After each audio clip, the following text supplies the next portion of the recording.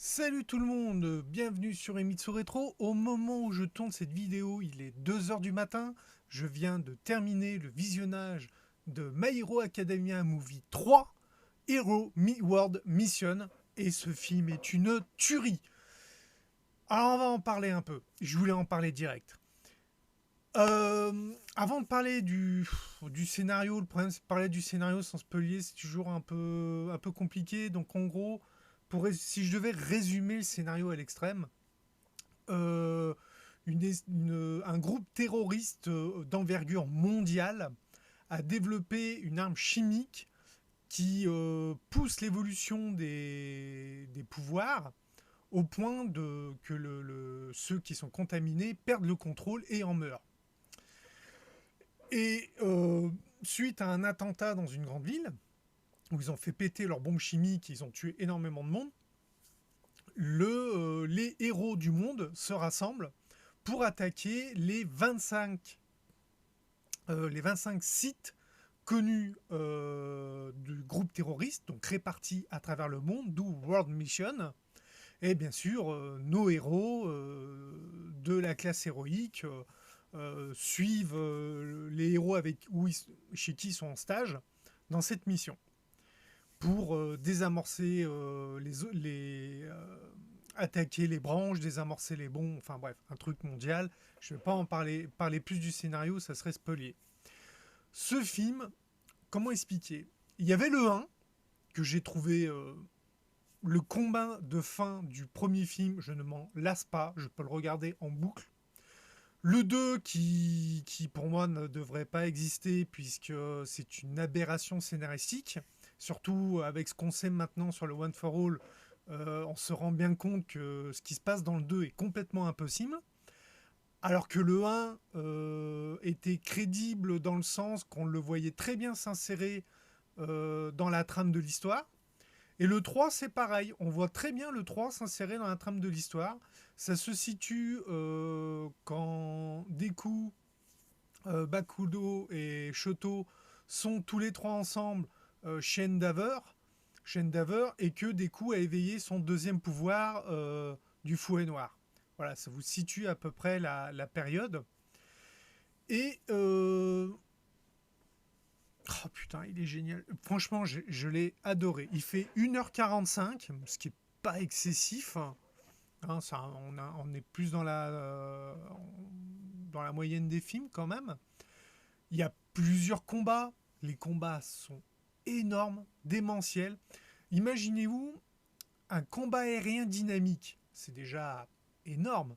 Mais un combat aérien dynamique avec 3 personnes qui se battent, donc 3 combats simultanés, une caméra qui passe de personnage en personnage tout en tournant à 360 degrés dans une sphère. C'est-à-dire qu'il ne tombe pas juste comme ça ou juste comme ça. Non, la caméra fait oui, et toi t'es là, ah, le combat il est énorme.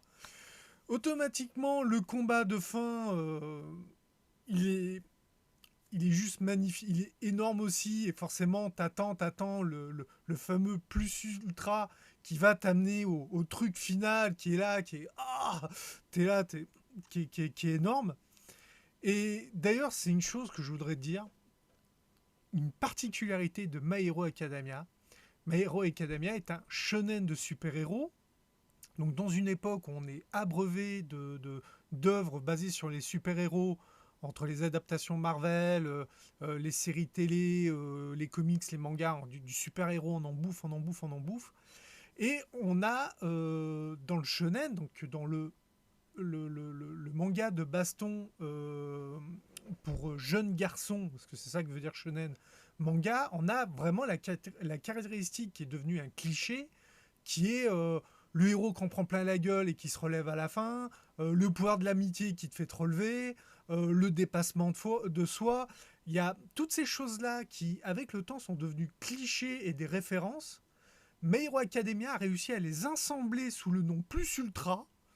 C'est la combinaison de tout, c'est l'esprit shonen, le pouvoir de l'amitié, le héros qui se relève après avoir perdu 50 litres de sang. C'est tout et tu l'attends. C'est plus un cliché que t'es là. Ah putain, encore le cliché, le mec il va se relever puis il va one le boss. Non, là tu l'attends le truc. Parce que tu vois un combat énorme, et t'es là, ouais, mais quand il va dire plus ultra, ça va passer encore à un autre niveau, ça va être encore pire, parce que là, on a toute la concentration du shonen pur et dur, et My Hero Academia est pour moi est quand même une révolution dans le monde du shonen, surtout dans le monde du super-héros, parce que toutes ces petites choses qui faisaient cliché, qu'on en prenait que un de temps en temps, lui il les a tous, mais réunis sous l'appellation plus ultra. C'est je passe de 100% à 120%, je me relève parce que mes potes pensent à moi, je me relève parce que je suis le héros et qu'il faut que je défonce l'ennemi, c'est tout à la fois. Du coup, c'est pas du 120%, c'est du 1000%. Le mec, il est là, bah et, et c'est une des choses que j'adore dans My Hero Academia. Parce que t'as beau le savoir que de toute manière, le héros, il faut qu'il se relève, machin, faut qu'il affronte l'adversité, qu'il affronte les blessures, qu'il affronte le machin, t'as beau le savoir, tu l'attends.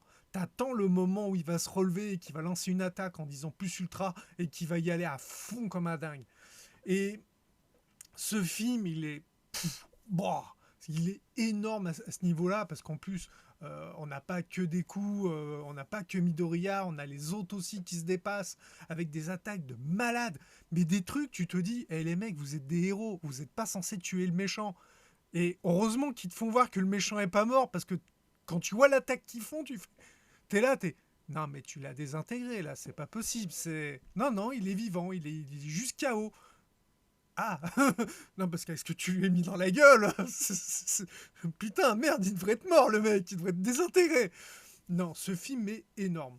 Alors, il a été réalisé par le réalisateur qui fait l'animé, donc c'est ce qui fait qu'on est vraiment dans la continuité en termes de qualité, mais il s'est vraiment donné à fond.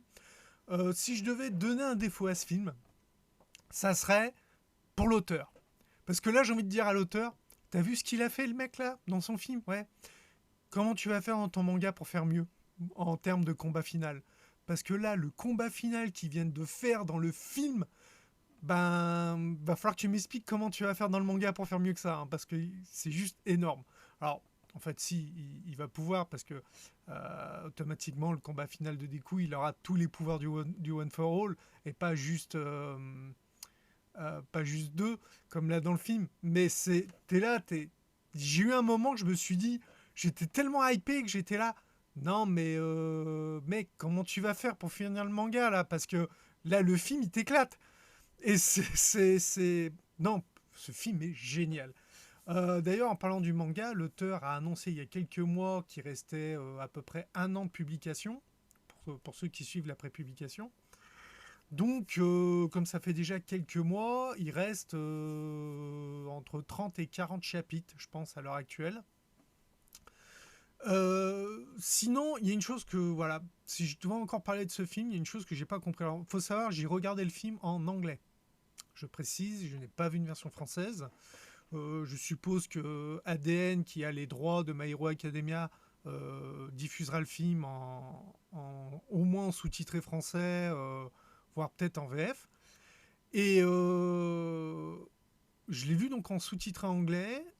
Et quand j'ai voulu me renseigner un peu sur le film, voir qui l'avait réalisé et tout, parce que j'avais trouvé la réalisation vraiment géniale, le storytelling et tout, je trouvais tout bien fait. J'ai dit putain merde, le mec il est bien dans l'ambiance de My Hero Academia, il a bien compris Love, machin. Oui, bah c'est celui qui fait l'animé, donc automatiquement le mec il sait de quoi il parle. Sauf que j'ai trouvé des critiques anglaises, enfin américaines pour être précis. Et là, les mecs, j'ai envie de les bastonner en fait. J'ai envie de leur éclater la tronche. Parce que j'ai trouvé des notes entre 7 et 8 sur 10. Donc ce qui veut dire une énorme note. Mais les mecs, dans leur critique, ils cassent le film. Donc j'ai envie de lui dire, comment tu peux donner un 8 sur 10 et casser le film? Faut, faut m'expliquer là. Alors j'ai lu les critiques, alors ce que d'habitude je ne fais jamais, parce que je préfère avoir mon avis à moi. Et j'ai trouvé ça, mais vraiment complètement aberrant, parce que, en fait, leurs principales critiques sont toutes basées sur des stéréotypes issus des comics. Et déjà, t'as envie de leur dire, oui, mais les mecs, c'est pas un comics, c'est un manga. Donc, toutes tes références, là, les mecs, ils en ont rien à foutre. Ils les connaissent pas. Ou s'ils les connaissent, ils s'en battent. Quand le mec qui dit, oui, alors le fait d'envoyer les héros aux quatre coins du monde pour combattre les méchants, ça fait très Marvel. Bah ouais, mais dans l'univers My Hero Academia, dans tous les pays, il y a des héros. Donc voilà, il y a plus ou moins des héros. Et de voir les meilleurs héros des pays qui en ont le plus se répartir pour aider les autres, c'est le système de l'association des héros. On voit ça dans le manga, quoi. Donc t'es là, tu te plains de quoi, là? Qui font comme Marvel. Mais c'est cohérent avec l'univers de My Hero Academia. Et Marvel, on s'en tape, c'est un comics. Là, on parle d'un manga. Comparez pas. Après, le mec, il est là. Oui, le héros qui se relève, machin, tout, ça fait très Spider-Man. Non, mais c'est pareil. Arrêtez, arrêtez vos comparaisons. Oui, le concept de super-héros, on peut dire qu'il a été inventé par les comics. Il faut pas oublier que Superman, bon, il reste encore quelques années, mais il s'approche des 100 ans quand même. Ouais, je crois que ça fait bientôt 100 ans, quelque chose comme ça, que Superman existe en comics. Et c'est le premier, on va dire, super-héros. Alors, non, on a de la marge. Je vérifie. Créé en janvier 1933. On a encore de la marge. Il approche des... Il a 89 ans. Voilà. Superman a 89 ans. Donc Superman a 89 ans, qui est le premier héros d'ici Comics. Spider-Man, qui est la référence chez Marvel. C'est-à-dire que voilà, quand tu veux des références de super-héros avec pouvoir, je précise, parce que avant qu'on me dise oui, mais Batman, mais Iron Man et tout, pour les deux camps, oui, mais là on parle de héros sans pouvoir. Superman et Spider-Man sont les références chez DC et chez Marvel. C'est un peu eux qui ont ensuite, on va dire, créé l'étalonnage. Donc le mec, quand il fait une critique sur un manga de super-héros et tout ce qu'il trouve à dire, ouais, mais par rapport à Spider-Man, par rapport à machin, tout. Non, mais ça, c'est tes références à toi. Prends les bonnes références. Moi, je vais t'en donner de la référence. Quand je vois mes héros qui pissent le sang comme pas possible et qui se relèvent malgré leurs blessures, ça fait du Senseiya. Oui, je viens de voir pour la première fois depuis longtemps des héros perdre plus de sang que leur corps en contient. Je l'avoue. J'étais là, j'ai dit ah, il s'approche de Senseiya. Le je me relève vénère avec une hausse de pouvoir, oui, ça fait très Dragon Ball. Je l'avoue. Mais c'est les références de héros manga. Là, on peut comparer. Là, on peut dire tiens, machin, tout. Et comme je l'ai déjà dit dans ma vidéo sur les codes shonen, le shonen, si les codes shonen ont plus ou moins été établis par Dragon Ball, ils ont ensuite évolué avec Naruto et One Piece, et ben là on est dans une troisième phase d'évolution, qui est l'évolution du shonen de super-héros, c'est My Hero Academia. Il a réussi pour moi peut-être pas à révolutionner le genre, parce que ça serait peut-être un peu exagéré, mais à le faire évoluer. C'est-à-dire que, comme je disais, le concept du plus ultra qui réunit tous les clichés et que tu l'attends ce putain de plus ultra. T'es là, allez, allez, vas-y, relève-toi, relève-toi, une fois, deux fois, trois fois, et au bout d'un moment, tu l'attends ce putain de plus ultra qui va te faire du pouvoir comme pas possible. C'est voilà. Et comme dans Senseiya, tu l'attends qu'il se relève, qu'il abat le mec et qu'après il tombe dans les vapes parce qu'il fait une anémie, parce qu'il a perdu trop de sang. C'est bon, mais ce film est excellent. Honnêtement, si je devais donner une note sur 10, je ne donne jamais 10 sur 10 parce on peut toujours faire mieux et je veux qu'on fasse mieux tout simplement parce que je veux, comme là, avoir des films qui me hype comme ça, que je trouve énorme, que je trouve génial. Moi, je pense que je lui mettrais au moins 9. Ouais, au moins 9. Bah, peut-être pas 9,5, mais au moins 9. Parce que 9 sur 10, hein, ouais, voilà, 18 sur 20, ça ferait 18 sur 20. Ouais, remarque, je le mettrais entre 18 et 19 quand même. Il est vraiment... je lui trouve pas vraiment de défaut en fait. Les combats sont géniaux, j'ai rien à reprocher. L'histoire est cohérente à l'univers. Ils ont bien compris l'univers quand ils ont créé l'histoire. Euh, Parce que ce groupe terroriste, bon, je vais quand même le dire, c'est pas trop du spoil, parce que vous allez vite vous en rendre compte. Ce groupe terroriste, en fait, ils sont, ils veulent sauver l'humanité des pouvoirs. Comme vous le savez, dans My Hero Academia, 80% de la population mondiale possède un pouvoir. Il y a donc 20% qui sont sans pouvoir. Et eux, ils veulent qu'il reste que ces 20% en fait, pour que l'humanité soit à nouveau assainie. Parce qu'ils sont contre les pouvoirs.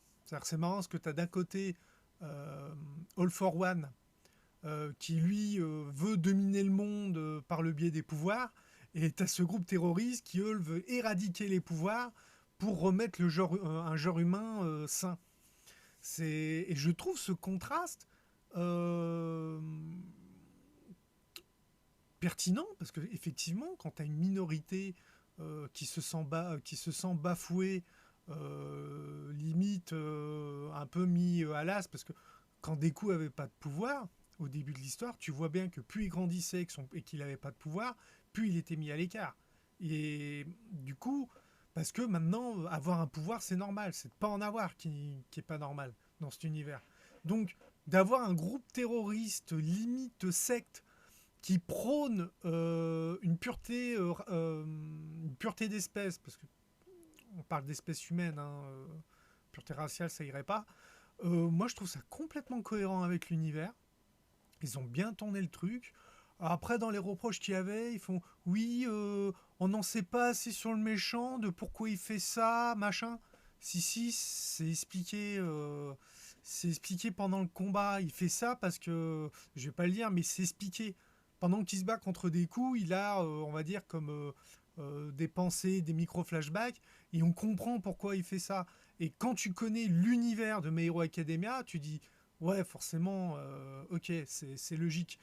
Et voilà, donc les mecs, voilà, les critiques américaines te descendent le film en lui mettant une bonne note.